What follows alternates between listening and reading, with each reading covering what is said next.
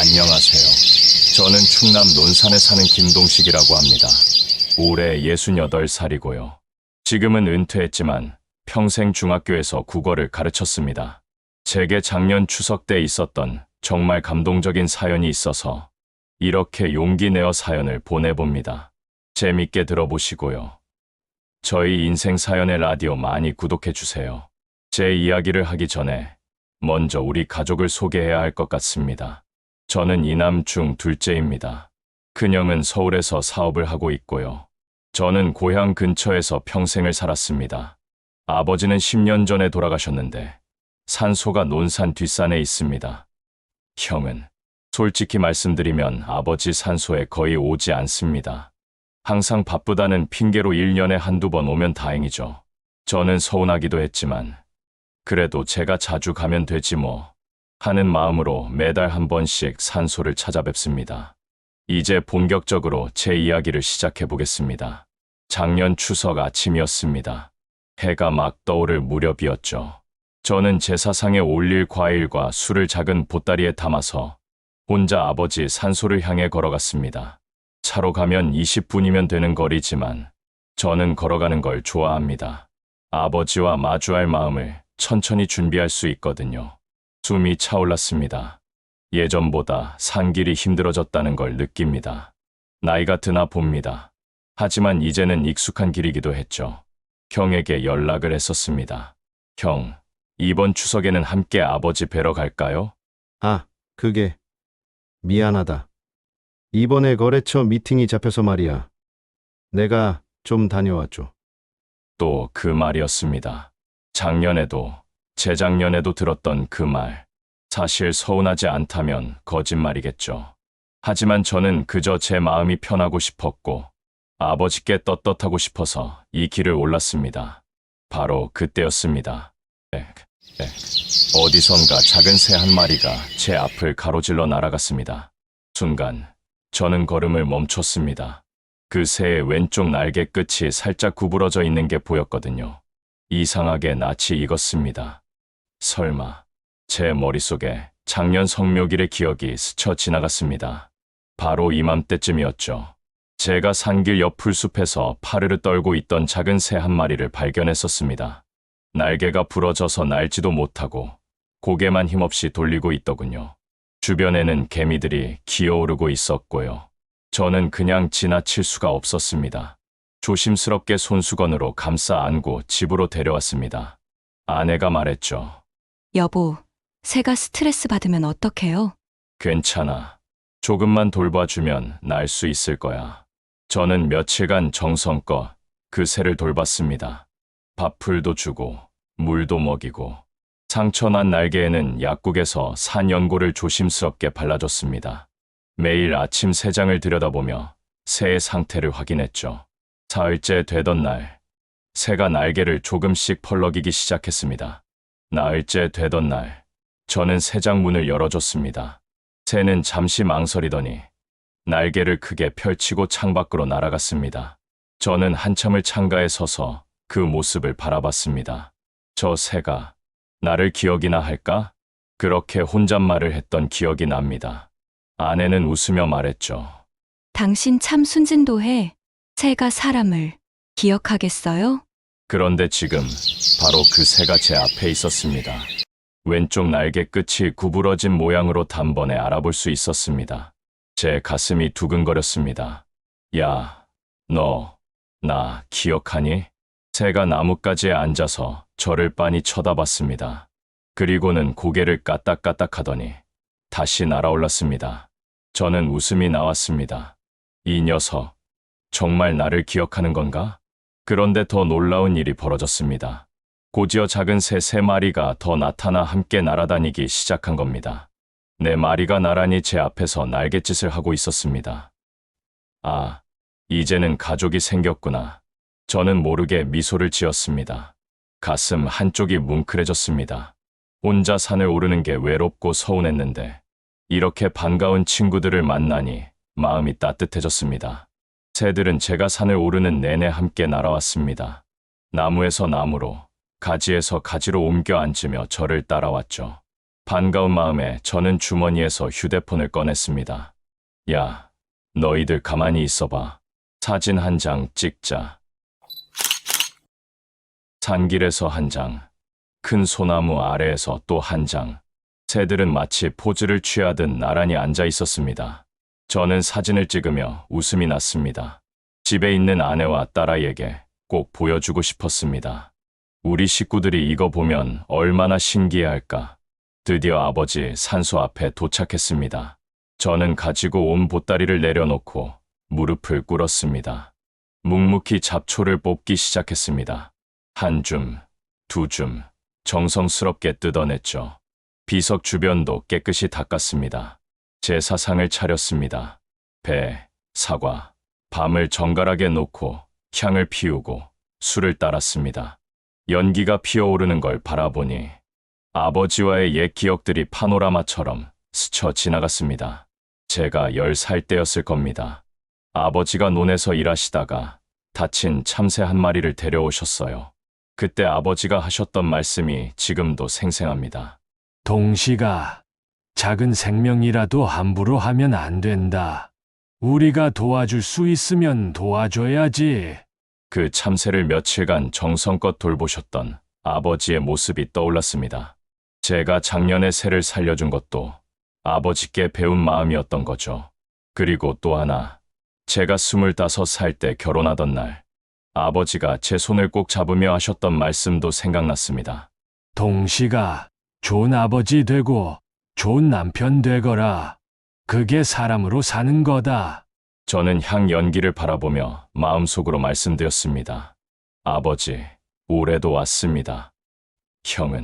형은 또 못 왔지만 제가 대신 정성 들이고 갑니다. 말을 잇기가 어려웠습니다. 목이 메었거든요. 하지만 아버지께 꼭 말씀드리고 싶은 게 있었습니다. 아버지, 저도 아버지처럼 좋은 아버지로, 좋은 남편으로 잘 살고 있어요. 딸아이도 잘 키우고 있고요. 형 못 온다고 너무 서운해 마세요. 제가 더 자주, 더 잘 찾아뵐게요. 제 목소리가 떨렸습니다. 눈가가 뜨거워졌죠. 바로 그때였습니다. 구름 사이로 햇살이 쏟아져 내렸습니다. 마치 스포트라이트처럼 아버지의 비석을 환하게 비추더군요. 그 밝은 빛 속에서 저는 아버지가 웃고 계신 것 같았습니다. 아버지, 가슴이 뭉클했습니다. 그 순간이 너무나 아름다웠습니다. 그리고 더욱 놀라운 일이 벌어졌습니다. 그 빛 주변으로 4마리의 새들이 날아와 지저귀기 시작한 겁니다. 마치 노래하듯 아버지께 인사를 드리는 것처럼 보였습니다. 새들은 비석 위를 맴돌다가 근처 소나무 가지에 나란히 앉았습니다. 조용히, 마치 함께 절하는 것처럼 고개를 숙이고 있더군요. 저는 다시 고개를 숙였습니다. 절을 한 번 더 올리고 또 한 번 올렸습니다. 새들은 날아오르지 않았습니다. 그저 나뭇가지 위에서 조용히 지켜보고 있었죠. 바람이 살랑 불어왔습니다. 새들의 날갯짓 소리와 함께 나무잎 스치는 소리가 들렸습니다. 그 소리가 마치 위로처럼 느껴졌습니다. 아버지, 혼자 오는 게 외롭다고 생각했는데 오늘은 전혀 외롭지 않네요. 저는 웃으며 말했습니다. 정말이었습니다. 이 순간만큼은 아버지도, 새들도 모두가 저와 함께 있는 것 같았으니까요. 절을 마치고 자리에서 일어서려는데 새 한 마리가 제 발 앞으로 폴짝 내려왔습니다. 바로 왼쪽 날개가 구부러진 그 새였습니다. 고개를 까딱이며 저를 올려다보더니 다시 하늘로 날아올랐습니다. 마치 이렇게 말하는 것 같았습니다. 고맙습니다. 저도 아저씨를 잊지 않았어요. 저는 한참을 그 자리에 서 있었습니다. 휴대폰을 꺼내 새들의 모습을 또 한 장 찍었습니다. 비석 앞에서, 밝은 햇살 아래에서 4마리가 나란히 있는 모습을요. 이 사진, 식구들한테 보여줘야지. 아버지가 이렇게 환하게 웃으셨다고 말해줘야지. 저는 보따리를 싸며 아버지께 작별 인사를 드렸습니다. 아버지, 다음 달에 또 올게요. 건강하세요. 새들도 함께 날아올랐습니다. 마치 배웅하듯이요. 성묘를 마치고 산을 내려왔습니다. 그런데 이상했습니다. 그 새들이 계속 저를 따라오는 것이었습니다. 처음엔 우연이라고 생각했습니다. 하지만 10여 분을 내려가는 동안 나무에서 나무로, 전봇대에서 전봇대로 옮겨 앉으며 계속 저를 따라왔습니다. 이 녀석들, 나를 정말로 기억하는 건가? 저는 신기해서 휴대폰을 꺼냈습니다. 사진을 몇 장 찍었죠. 산길에서도 한 장, 마을 어귀에서도 한 장, 그리고 집 근처 전깃줄 위에 나란히 앉아 있을 때도 한 장. 야, 너희들 참 기특하구나. 나 혼자 오는 게 외로웠는데 덕분에 힘이 났다. 저는 웃으며 집으로 돌아왔습니다. 가슴 한편이 따뜻했습니다. 저녁 무렵 가족과 함께 저녁을 먹으며 오늘 있었던 일을 이야기해 줬습니다. 아빠가 작년에 다친 새를 살려줬는데 오늘 그 새가 가족을 데리고 찾아왔더라. 진짜요? 대박. 아이들은 신기해하며 제 휴대폰을 달라고 했습니다. 딸아이가 사진들을 하나하나 넘겨보더니 갑자기 눈이 반짝였습니다. 아빠, 이거 봐요. 여기 시간이 찍혀 있잖아요. 응, 시간? 네. 여기 10시 47분, 여기 12시 00분, 그리고 여기 2시 33분. 딸아이는 사진 상단에 찍힌 시간을 하나하나 가리키며 읽어줬습니다. 14, 17, 12, 00, 2, 33점. 이거 진짜 신기하지 않아요? 아빠한테만 따라다닌 새가 정확히 이 시간들마다 찍혀 있어요. 저는 순간 가슴이 철렁 내려앉았습니다. 6개의 숫자. 왠지 모를 떨림이 온몸을 감쌌습니다. 이게 그냥 우연일까? 그날 저녁, 저는 산책을 나섰습니다. 머릿속이 복잡했거든요. 그런데 자꾸만 그 숫자들이 떠올랐습니다. 14, 17, 12, 00, 2, 33. 마을 어귀를 지나는데 환하게 불이 켜진 로또 판매점이 보였습니다. 괜히 한번 사볼까? 저는 평소에 로또를 사는 사람이 아니었습니다. 하지만 그날은 달랐습니다. 마치 무언가에 이끌리듯 발걸음이 그쪽으로 향했습니다. 주머니에서 지폐를 꺼내며 저는 딸아이가 읽어준 숫자들을 종이에 적었습니다. 14, 17, 12, 00, 2, 33. 이걸로 한 장 주세요. 며칠이 지났습니다. 사실 저는 로또를 산 걸 까맣게 잊고 있었습니다. 일상이 바빴고 학교 동창 모임도 있었고 그저 평범한 나날이 이어졌죠. 그런데 토요일 저녁이었습니다. 아내가 거실에서 텔레비전을 보다가 갑자기 소리를 질렀습니다. 여보, 빨리 와봐요. 저는 부엌에서 설거지를 하고 있었습니다. 왜 그래? 무슨 일이야? 로또 번호 발표하는데요. 당신 산 거 어디 있어요? 순간 심장이 철렁했습니다. 아, 그거. 지갑에 넣어뒀는데. 저는 황급히 거실로 뛰어갔습니다. 딸아이도 방에서 나와 텔레비전 앞에 서 있었습니다. 저는 지갑을 뒤져 로또 용지를 꺼냈습니다. 손이 떨렸습니다. 화면에는 하나씩 번호가 나타나고 있었습니다. 첫 번째 번호, 10번. 제 손에 든 용지에도 10이 적혀 있었습니다. 첫 번호 맞네. 아내가 제 옆으로 바짝 다가왔습니다. 두 번째 번호, 47번. 딸아이가 소리쳤습니다. 아빠, 이것도 맞아요. 세 번째 번호, 12번. 저는 숨이 막히는 것 같았습니다. 네 번째 번호, 00번. 아내가 제 팔을 꽉 붙잡았습니다. 여보, 이거 진짜 아닌가요? 다섯 번째 번호, 2번. 딸아이가 입을 막고 비명을 질렀습니다. 마지막 6번째 번호. 화면이 잠깐 멈췄습니다. 그 짧은 순간이 영원처럼 느껴졌습니다. 33번. 화면에 33이라는 숫자가 선명하게 떴습니다. 저는 손에 쥔 로또 용지를 다시 한번 확인했습니다. 14, 17, 12, 00, 2, 33. 모두 맞았습니다. 맞네. 제 목소리가 떨렸습니다. 진짜요? 아내와 딸아이가 동시에 소리쳤습니다. 우리는 서로의 얼굴을 멍하니 바라봤습니다. 믿을 수가 없었습니다. 딸아이가 먼저 정신을 차리고 로또 용지를 확인했습니다. 진짜다. 진짜 다 맞았어요. 아빠, 1등이에요. 저는 그 자리에 주저앉았습니다. 가슴이 쿵쾅거렸고 눈물이 차올랐습니다. 아내가 제 어깨를 두드리며 말했습니다. 여보, 이게 정말 일어난 일이에요? 저는 고개를 끄덕였습니다. 말이 나오지 않았습니다. 바로 그때였습니다. 창밖에서 익숙한 소리가 들려왔습니다. 네. 저는 화들짝 놀라 창가로 달려갔습니다. 창문을 열었습니다. 지붕 위에 4마리의 새들이 나란히 앉아 있었습니다. 왼쪽 날개가 구부러진 그 새와 그의 가족들이었습니다.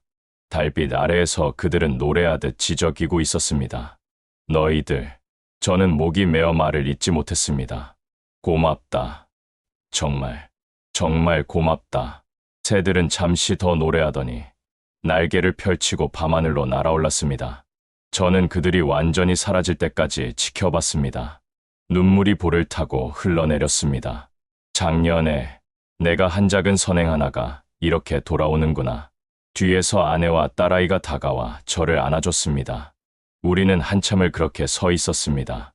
그날 밤 우리 가족은 잠을 이루지 못했습니다. 하지만 행복했습니다. 며칠 후 저는 당첨금을 받았습니다. 그리고 제가 제일 먼저 한 일은 아버지 산소를 찾아가는 것이었습니다. 비석을 새로 세우고 주변을 깨끗하게 정비했습니다. 묘역을 아름답게 가꾸었습니다. 아버지, 보세요. 제가 이렇게 잘 모셔드릴 수 있게 됐어요. 그리고 큰형에게도 연락했습니다. 형, 이번 주말에 함께 아버지 뵈러 가요. 제가 차로 모시러 갈게요. 형은 처음엔 머뭇거렸습니다. 하지만 결국 함께 산소를 찾았습니다. 깨끗하게 정비된 묘역을 보며 형이 말했습니다. 동식아, 미안하다. 형이 너무 소홀했구나. 괜찮아요. 형, 이제부터 함께 다니면 되죠. 그날 우리는 오랜만에 형제처럼 마주 앉아 이야기를 나눴습니다. 아버지 산소 앞에서요. 그리고 나머지 돈으로는 의미 있는 일들을 했습니다. 우리 동네 독거노인 분들께 쌀과 난방비를 지원했습니다. 어려운 집 아이들을 위한 장학금도 만들었습니다. 제가 오랫동안 가르쳤던 학교에 도서관, 책도 기증했습니다. 작은 동네의 작은 나눔이 시작된 거죠. 사람들이 물었습니다. 선생님, 어떻게 그렇게 큰 돈을 당첨시켰어요? 저는 웃으며 대답했습니다. 작은 새 한 마리를 살려줬더니 그 새가 은혜를 갚아준 거예요. 사람들은 웃었습니다. 옛날 이야기처럼 들렸겠죠. 하지만 저는 압니다. 세상에는 눈에 보이지 않는 인연들이 있다는 것을, 작은 선행 하나가 결국 큰 복으로 돌아온다는 것을, 그리고 혼자라고 생각했던 그 산길에서 저는 결코 혼자가 아니었다는 것을, 지금도 가끔 그 4마리의 새들이 우리 집을 찾아옵니다. 저는 창가에 모이와 물을 놓아둡니다. 그리고 조용히 말합니다. 고맙다, 친구들아. 덕분에 나는 정말 행복하단다. 새들은 노래하듯 지저귀며 날아갑니다. 저는 그 모습을 바라보며 생각합니다. 오늘도 누군가에게 작은 선행을 베풀어야지. 그것이 제가 이 경험에서 얻은 가장 큰 교훈입니다. 선행은 돌고 돕니다. 그리고 결국 우리를 행복하게 만들어줍니다. 여러분, 제 이야기를 끝까지 들어주셔서 감사합니다. 혹시 여러분도 길을 가다가 작은 생명을 만나게 되면 그냥 지나치지 마세요. 잠깐만 멈춰 서서 손을 내밀어 주세요. 그 작은 손길이 누군가에게는 생명이 되고 희망이 됩니다. 그리고 언젠가는 여러분에게도 돌아올 겁니다. 저는 이제 압니다. 혼자라고 느낄 때도 우리는 혼자가 아니라는 것을, 보이지 않는 곳에서 누군가 우리를 지켜보고 응원하고 있다는 것을, 아버지도 그렇게 하늘에서 저를 바라보고 계셨던 거겠죠. 여러분도 오늘 하루 작은 선행 하나 베풀어 보시길 바랍니다. 길에서 만난 할머니의 짐을 들어드리는 것, 버스에서 자리를 양보하는 것, 길 잃은 강아지에게 물 한 그릇 주는 것, 그런 작은 것들이 모여서 이 세상을 따뜻하게 만듭니다. 그리고 결국 그 따뜻함은 여러분에게 돌아옵니다. 제가 그랬던 것처럼요. 저희 인생 사연의 라디오, 앞으로도 많이 들어주시고 구독 부탁드립니다. 여러분 모두 행복하세요. 감사합니다.